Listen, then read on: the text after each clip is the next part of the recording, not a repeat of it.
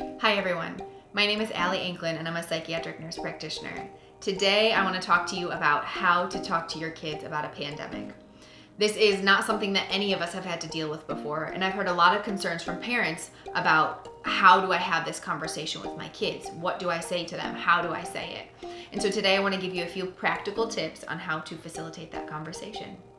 The first thing to keep in mind is to stay calm. I know that's almost always easier said than done.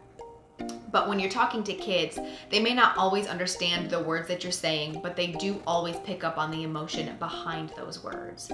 When kids encounter a new situation, something that they have not dealt with before, they look to their caregivers to see how they should be responding. So if you're panicking, they're going to panic. And we don't want to cause undue anxiety because that can produce its own set of problems in kids later on.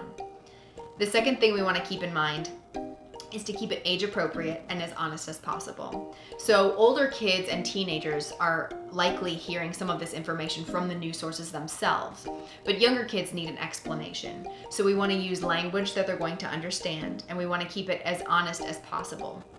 We don't want to make things up or lie because the kids can sense when we're not being truthful, and they are hearing some of it from other sources, so they will know if something's not right. So we want to say it in a way that they'll understand and say it as honestly as possible.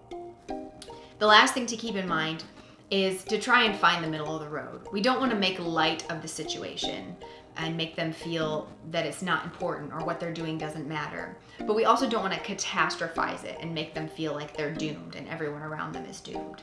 So while we do need them to understand that the situation is serious and that they do need to be washing their hands and using hand sanitizer and coughing in the bend of their arm and maybe not high-fiving or hugging their friends, we don't want to make them feel like if they don't do these things, that them or a loved one will die.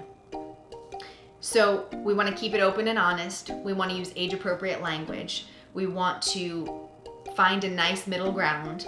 And above all, we want to stay calm while we're communicating all of these things. I hope these tips were helpful to you. If they were, please let us know. You can message us or comment below. We'd love to hear from you.